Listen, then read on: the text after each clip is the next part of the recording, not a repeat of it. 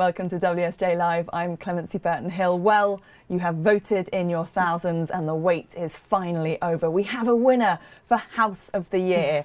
Amid stiff competition, I say, 200 properties and a total of 456,939 votes cast, this home in suburban Chicago takes the prize. Alyssa Abkowitz is our mansion reporter. She joins me in the studio now to tell us about the triumphant property. Why do you think this one's won, Alyssa? Well, it's fascinating. What's great about this property, which it got over 50,000 votes, so about 12%, a clear winner, is that it sort of echoes a little bit of Frank Lloyd Wright along with a 1970s interior design. So it's a good mix of, architectural cleanliness, but also a little playful fun. It was built in 1981. It's 5,700 square feet. And it was only built for about $400,000. The owner, Joyce Marcus, found the architect Dennis Stevens, who actually studied under Wright, and she saw some of his work and said, "Oh my God, you've got to build this house for me." Well, the funny thing was Joyce didn't have any land yet, and he's like, "Well, you sort of need some land before we can build."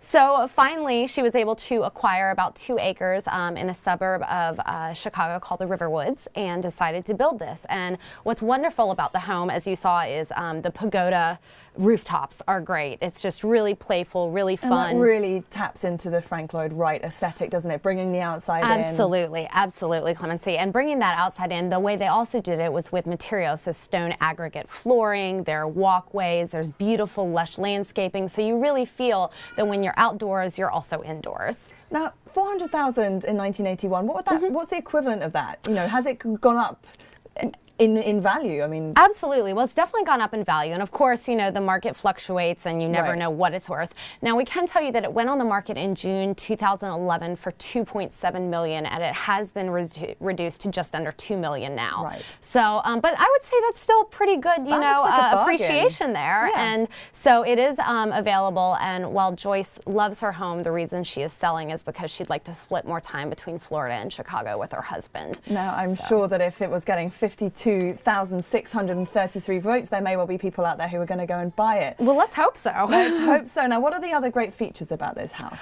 Some wonderful other great features is there's a great 2-story room that's encased in wood and glass. I mentioned some of the outdoor living. There's a 30-foot rubber tree that was planted during construction, which is pretty cool. I mean, who's able to have that? Yeah. Another neat thing is there's a huge hot tub in the master bedroom suite. The original plan was to put it actually in the living room, and that is the one thing Joyce changed when the architect came and said, "Here are the plans," and she said, "I don't know if I want a hot tub in my living room," so that did get moved, which was a good thing. Well, I like that because it seems that there's a real nod to the kind of high 1970s interior design there, but it's managed to be done in a very tasteful way. It doesn't look too dated from what I can see. Absolutely, no, not whatsoever. The other great thing is this home backs up to a wooded conservation area, so you're never going to have to worry about someone building right behind you.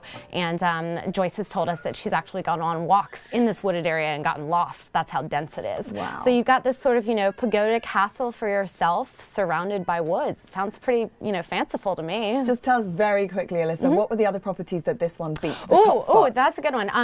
The second runner-up was this island, a whole island in Connecticut, and it was in the lead for a while. And then this home took it out. Another one that was big up there was a glass house in Napa Valley that had a beautiful reflecting pool in front of it. So those were some of the others. But all of them, to be honest, Clemency, all of them were spectacular. It was really hard to vote. They all do sound pretty spectacular. Yeah. Alyssa, thank you so much for joining us. Thank and just you. a reminder that you can see that triumphant House of the Year on our Mansion segment in tomorrow's paper and, of course, on WSJ.com. Thanks for joining us on WSJ Live.